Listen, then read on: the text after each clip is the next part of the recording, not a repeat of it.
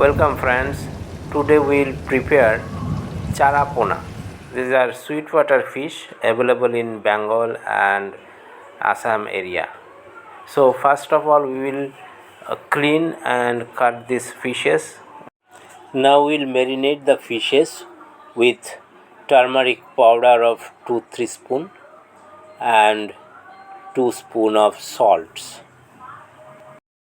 We leave the fishes marinated for 2 minutes and then we'll warm the sorso oil or mustard oil in the vessel in full flame.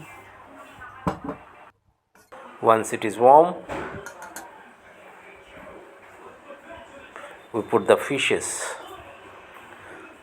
Today is raining outside, so it will be very good to eat it. I prefer a little bit less fried fish.